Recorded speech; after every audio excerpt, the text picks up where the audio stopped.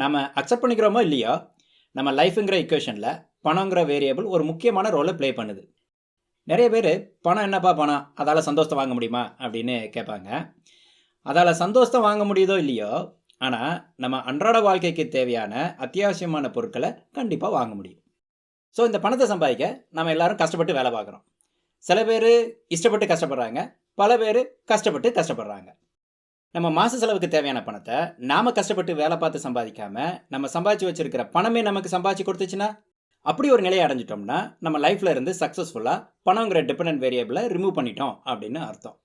அதுக்கு பேர் தான் அச்சீவிங் ஃபைனான்ஷியல் இண்டிபெண்டன்ஸ், அதாவது தமிழில் நிதி சுதந்திரத்தை அடைதல் அப்படின்னு சொல்கிறோம். இந்த எபிசோடில் இன்னைக்கு ஃபைனான்ஷியல் ஃப்ரீடமை அச்சீவ் பண்ண நாம் என்னென்ன பண்ணலாம் அப்படிங்கிறத ஸ்டெப் பை ஸ்டெப்பாக டீட்டெயில்டாக பார்க்கலாம்.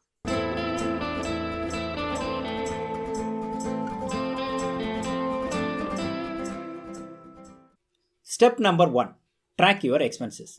ஃபைனான்ஷியல் பிளானிங்கில் முக்கியமான first step tracking your expenses. அதாவது நம்ம இப்போ மாத பட்ஜெட் போடுறோமோ இல்லையோ, நம்மளுடைய மாத செலவுகளை கண்டிப்பாக ட்ராக் பண்ணணும்.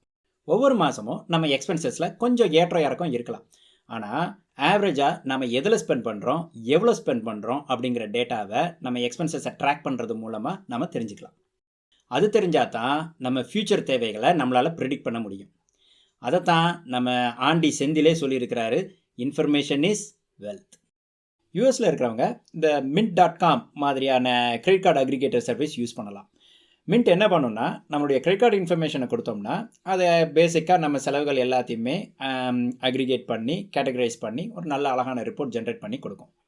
இந்தியாவில் mint.com மாதிரி என்ன சர்வீஸ் இருக்குன்னு எனக்கு தெரியல. அப்படி ஒரு சர்வீஸ் இல்லைன்னா கூட நம்மளுடைய கிரெடிட் கார்டு ஸ்டேட்மெண்ட் மூலமாக நம்ம செலவுகளை ட்ராக் பண்ண முடியும். கேட்டகரைஸ் பண்ணி நம்மளுடைய எக்ஸ்பென்சஸை ட்ராக் பண்ணுறது மூலமாக நம்ம எதில் அதிகம் ஸ்பெண்ட் பண்ணுறோம், அந்த செலவை நம்மளால் அவாய்ட் பண்ண முடியுமா, அந்த மாதிரியான அனாலிசிஸ் எல்லாம் நம்மளால் பண்ண முடியும். கேட்டகரைஸ் பண்ணி ட்ராக் பண்ண முடியாட்டினாலும் அட்லீஸ்ட் மொத்த செலவையாவது ட்ராக் பண்ணுங்கள். இங்கே நீங்கள் பார்த்துக்கிட்டு இருக்கிறது என்னோடய போன வருஷம் எக்ஸ்பென்சஸ் சார்ட். நீங்களும் இந்த மாதிரி எக்ஸ்பென்சஸை ட்ராக் பண்ணால் கண்டிப்பாக நம்ம எதில் நிறைய ஸ்பெண்ட் பண்ணுறோம், எங்கே சேவ் பண்ணலாம் அப்படிங்கிற டீட்டெயில்ஸை இந்த சார்ட்டில் இருந்தே நம்ம தெரிஞ்சுக்கலாம். கீழே டிஸ்கிரிப்ஷனில் ஒரு சாம்பிள் எக்ஸ்பென்ஸ் ட்ராக்கிங் ஷீட்டோட கூகுள் லிங்கை இன்க்ளூட் பண்ணுறேன்.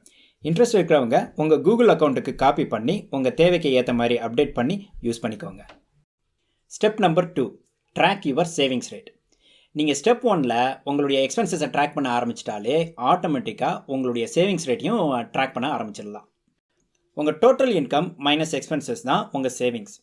அந்த சேவிங்ஸ் உங்கள் டோட்டல் இன்கமில் எவ்வளோ பர்சன்டேஜுங்கிறது தான் சேவிங்ஸ் ரேட். அதாவது savings divided by total income times 100, அதுதான் உங்கள் சேவிங்ஸ் ரேட். நம்ம ரிட்டையர்மெண்ட்டுக்கு எவ்வளோ பணம் வேணும்னு கால்குலேட் பண்ண இந்த சேவிங்ஸ் ரேட் ஒரு கீ பேராமீட்டர். அந்த சேவ் பண்ண பணத்தை எந்த அசட்டில் இன்வெஸ்ட் பண்ணியிருக்கோமோ அதை பொறுத்து வர ரிட்டர்ன் ரேட் இன்னொரு பேராமீட்டர். நீங்கள் இன்னும் என்னோட அசட் அலோகேஷன் வீடியோவை பார்க்கலன்னா எந்த அசட்டில் எவ்வளோ ரிட்டர்ன் எதிர்பார்க்கலாங்கிறத அண்டர்ஸ்டாண்ட் பண்ண அதை ஃபஸ்ட் பாருங்கள். நீங்கள் இங்கே பார்த்துட்டு இருக்கிறது networth.comல இருக்கிற ரிட்டையர்மெண்ட் கால்குலேட்டர். அதுக்கான லிங்கை கீழே டிஸ்கிரிப்ஷனில் இன்க்ளூட் பண்ணியிருக்கிறேன். இந்த கால்குலேட்டருக்கான இன்புட் பேராமீட்டர்ஸை பார்க்கலாம். நம்ம சேவிங்ஸ் ரேட் 25%ன்னு வச்சுக்கலாம். நம்ம இன்வெஸ்ட் பண்ணியிருக்கிற அசட்ஸோட ஆவரேஜ் ரிட்டர்ன் 10%ன்னு வச்சுக்கலாம். ரிட்டையர் ஆன பிறகு நம்ம அசட்ஸில் இருந்து 4% எவ்ரி இயர் வித்ட்ரா பண்ணுறோம் அப்படின்னு வச்சுக்கலாம். அப்போ நாம் 22.5 இயர்ஸில் ரிட்டையர்மெண்ட்டுக்கு ரெடி ஆகிடலாம். ஆனால் நம்ம சேவிங்ஸ் ரேட் 50%ஆக இருந்தால் 13 இயர்ஸ்லேயே ரிட்டையர்மெண்ட்டுக்கு ரெடி ஆகிடலாம். அப்புறம் ஏன் இங்கே 4% வித்ட்ராவல் ரேட் யூஸ் பண்ணுறோம் அப்படின்னா, நம்ம அசட்ஸ் ஆவரேஜாக 10% ரிட்டர்ன் கொடுக்கும்போது ஜஸ்ட் 4% தான் நாம் வித்ட்ரா பண்ணுறோம்னா நம்ம இன்வெஸ்டட் அமௌண்ட் வளர்ந்துட்டே தான் இருக்கும். நம்ம ஆயுசை தாண்டி அது நிலைக்குங்கிறதுனால இந்த 4% வித்ட்ராவல் ரூல் ரிட்டையர்மெண்ட் கால்குலேஷனுக்கு பர்ஃபெக்டாக இருக்கும். Or in other words, we will never run out of money when using 4% withdrawal rule. அது மட்டும் இல்லாமல் இப்படி கன்சர்வேட்டிவாக 4% வித்ட்ராவல் ரேட்டை யூஸ் பண்ணும்போது இன்ஃப்ளேஷனால் வர ரிஸ்கையும் மினிமைஸ் பண்ணும்.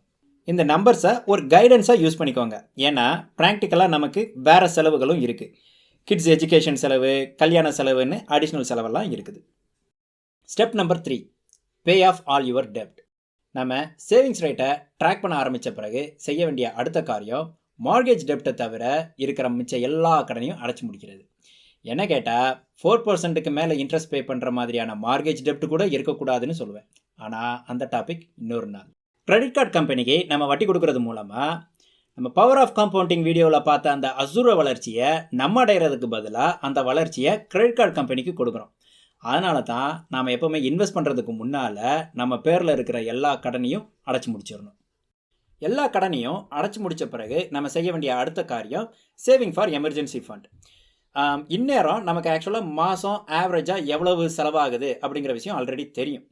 ஸோ நம்ம ஒரு 3 to 6 months நம்ம செலவுகளை சமாளிக்கிற மாதிரி ஒரு எமர்ஜென்சி ஃபண்டில் நம்ம பணத்தை போட்டு வச்சுக்கணும். எக்கானமி டவுன்டர்னில் ஒருவேளை நம்ம ஜாபை லூஸ் பண்ண நேர்ந்தால் கூட நம்ம இந்த எமர்ஜென்சி ஃபண்ட் மூலமாக ஒரு 3 to 6 months கம்ஃபர்டபுளாக லைஃப்பை மேனேஜ் பண்ண முடியும். அதுக்கு தான் இந்த emergency fund. 3 to 6 months emergency ஃபண்டை நீங்கள் சேவ் பண்ணிட்டீங்க அப்படின்னு சொன்னால் நீங்கள் அஃபிஷியலாக இப்போ இன்வெஸ்ட் பண்ணுறதுக்கு ரெடி ஆகிட்டீங்கன்னு அர்த்தம். வாழ்த்துக்கள்.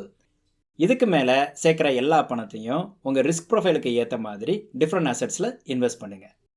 இன்வெஸ்ட் பண்ண ஆரம்பித்த பிறகு உங்கள் நெட்வொர்த்தை ட்ராக் பண்ண ஆரம்பிங்க. நெட்வொர்த்தா அப்படின்னா என்ன அப்படின்னு கேட்குறீங்களா? அதை சிம்பிளாக சொல்லணுன்னா, இன்றைக்கி நம்ம ஃபைனான்ஷியலி நம்ம ஒர்த் என்ன அப்படிங்கிறத டிஃபைன் பண்ணுறது தான் இந்த நெட்வொர்த். பியூர் அக்கௌண்டிங் டேர்ம்ஸில் நெட்வொர்த்னா அசட்ஸ் மைனஸ் லயபிலிட்டி. அதாவது நம்ம பேரில் இருக்கிற மொத்த அசட்டோட வேல்யூ மைனஸ் நம்ம பேரில் இருக்கிற மொத்த கடன், அதுதான் நெட்வொர்த். எதெல்லாம் அசட்ஸ்னால் நமக்கு எதெல்லாம் இன்கம் ஏர்ன் பண்ணி கொடுக்குதோ அல்லது வேல்யூ அப்ரிஷியேட் ஆகுதோ அதெல்லாம் அசட்ஸ். வீடு, நிலம், ஸ்டாக்ஸ், பாண்ட்ஸ், தங்கம் எல்லாமே அசட்ஸ். நாம் வச்சிருக்கிற கார், டிவி, பைக் அதெல்லாம் அசட்ஸ் கிடையாது. ஏன்னா அதெல்லாம் அப்ரிஷியேட்டும் ஆகாது, இன்கமும் ஏர்ன் பண்ணாது. ஆனால் அதில் இருக்கிற கடன் எல்லாம் liabilities. Or in other words, car வச்சிருக்கிறது நம்ம நெட்வொர்த்தை இன்க்ரீஸ் பண்ணாது, ஆனால் அதில் இருக்கிற கடன் நம்ம நெட்வொர்த்தை டிக்ரீஸ் பண்ணும். லிக்விட் அசட்ஸ் எல்லாம் ஈஸியாக நாம் அசட்ஸில் சேர்த்துடலாம். ஆனால் இம்மூவபிள் அசட்ஸ் லைக் வீடு, நிலம் எல்லாம் அதோட ப்ரைஸை நீங்கள் எஸ்டிமேட் பண்ணி இந்த கால்குலேஷனுக்கு யூஸ் பண்ணிக்கோங்க. இப்போ நீங்கள் வீடு 50 lakhsனா அசட்ஸில் 50 lakhs சேர்த்துக்கோங்க. அந்த வீட்டுக்கு மேலே 40 lakhs கடன் இருக்குதுன்னா அந்த 40 lakhsை லயபிலிட்டிஸில் சேர்த்துக்கோங்க. ஸோ ஃபைனலாக அந்த வீடு உங்கள் நெட்வொர்த்துக்கு 50 minus 40 10 lakhs கான்ட்ரிபியூட் பண்ணியிருக்குன்னு அர்த்தம். இந்த அசட்ஸ் அண்ட் லயபிலிட்டிஸ் பற்றி நல்லா புரிஞ்சுக்கணுன்னா ரிச் டேட் புவர் டேட் புக்கை படிங்க. அது படிக்க நேரம் இல்லைன்னா அதோட தமிழ் வழக்கம் நிறைய யூடியூப் வீடியோஸில் இருக்குது, அதையாவது பாருங்கள். இயர் ஓவர் இயர் நெட்வொர்த் க்ரோத்துக்கு ஒரு டார்கெட் வச்சுக்கோங்க and work towards that target. நம்ம ஆனுவல் எக்ஸ்பென்சஸில் 25 மடங்கு நெட்வொர்த்தாக சேர்க்கறது தான் நம்ம ஃபைனான்ஷியல் ஃப்ரீடம் அடைகிறதுக்கான கடைசி ஸ்டெப். அது ஏன் 25 மடங்கு? அந்த நம்பர் எங்கேருந்து வருது அப்படின்னு பார்த்தோம்னா, நம்ம முன்னாடியே பார்த்த மாதிரி 4% withdrawal ரூலில் இருந்து வருது.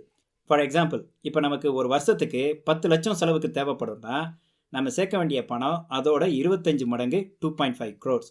இந்த 2.5 crore 4% தான் நம்ம வருஷ செலவுக்கு தேவையான 10 lakhs. இந்த 2.5 crore எவ்ரி இயர் 10% வளருதுன்னா நாம் அதில் 4% மட்டும் நம்ம செலவுக்கு வித்ட்ரா பண்ணுறோம். ஸோ நம்ம நெக்ஸ்ட் எக் 6% வளர்ந்துட்டே தான் இருக்கும். So it last for ever அப்படிங்கிறது தான் ஐடியா. அதனால தான் நம்ம நெட்வொர்த்தை 25 times நம்ம ஆனுவல் எக்ஸ்பென்ஸாக சேர்த்துட்டா நம்ம ரிட்டையர்மெண்ட்டுக்கு ரெடின்னு சொல்கிறோம். ஸோ ஃபைனலாக பார்த்தீங்கன்னா நம்ம ரிட்டையர்மெண்ட்டுக்கு எவ்வளோ தேவைங்கிறது நம்ம எவ்வளோ சம்பாதிக்கிறோம் அப்படிங்கிறதுல இல்லை, எவ்வளவு செலவழிக்கிறோம் அப்படிங்கிறதுல தான் இருக்குது. அதெல்லாம் சரி, நம்ம வருஷ செலவில் 25 மடங்கு சேர்க்குறதுங்கிறது நடக்கிற காரியமா அப்படின்னு கேட்குறீங்களா? முடியும்னு நினச்சா முடியும். எல்லாமே நம்ம லைஃப் ஸ்டைலில் தான் இருக்குது. எடுத்துக்காட்டாக இந்த 3 பேரோட வாழ்க்கையை பார்ப்போம். ஃபஸ்ட்டு நம்ம சிம்பிள் சிங்காரம். வருஷத்துக்கு 5 lakhs சம்பாதிக்கிறாரு அண்ட் 50% சேமிக்கிறார். அதாவது வருஷத்துக்கு 2.5 lakhs தான் செலவழிக்கிறார். இவருக்கு தேவையான retirement money 25 times 2.5 lakhs 62.5 lakhs. இவரோட இன்வெஸ்ட்மெண்ட் க்ரோத் 10% வச்சுக்கிட்டோம்னா அந்த 62.5 lakhsை 12 yearsல அச்சீவ் பண்ணிடுவார். அட் தட் பாயிண்ட் அவர் ஃபைனான்ஷியல் ஃப்ரீடமை அடைஞ்சிட்டாருன்னு அர்த்தம். அதுக்கப்புறம் அவர் வேலை பார்க்கணுன்னு அவசியம் இல்லை. பணத்துக்காக வேலை பார்க்கணுன்னு இல்லாமல் மனசுக்கு பிடிச்ச வேலையை அதுக்கப்புறம் பார்க்கலாம். அடுத்து நம்ம மிடில் கிளாஸ் மாதவனை பார்ப்போம். வருஷத்துக்கு 10 லட்சம் சம்பாதிக்கிறார் அண்ட் 20% சேமிக்கிறார். அதாவது வருஷத்துக்கு 8 lakhs செலவழிக்கிறார். இவருக்கு தேவையான retirement money 25 times 8 lakhs 2 crores. இவரோட இன்வெஸ்ட்மெண்ட் க்ரோத் அதே 10% வச்சுக்கிட்டோம்னா அந்த 2 crores-ஐ 24 yearsல அச்சீவ் பண்ணுவார். அடுத்து நம்ம பந்தா பரமசிவத்தை பார்ப்போம். வருஷத்துக்கு 20 lakhs சம்பாதிக்கிறார். ஆனால் அவரோட பந்தாவான லைஃப் ஸ்டைல் அவர் சேவ் பண்ண ஹெல்ப் பண்ணலை. ஒரு சேவிங்ஸும் கிடையாது. இவருக்கு தேவையான retirement money 25 times 20 lakhs 5 crores. இவர் சேவிங்ஸே பண்ணாததுனால அவரோட லைஃப் ஸ்டைலை மெயின்டைன் பண்ண சாகிற வரை வேலை பார்க்கணும், ரிட்டையரே ஆக முடியாது. இந்த 3 பேர் லைஃப் ஸ்டைலில் உங்களுக்கு யாரோடது வேணுங்கிறது உங்கள் சாய்ஸ். நீங்கள் இன்னும் இந்த சேனலுக்கு சப்ஸ்கிரைப் பண்ணலன்னா ப்ளீஸ் சப்ஸ்கிரைப். மீண்டும் அடுத்த வீடியோவில் சீக்கிரமே சந்திப்போம். நன்றி, வணக்கம்.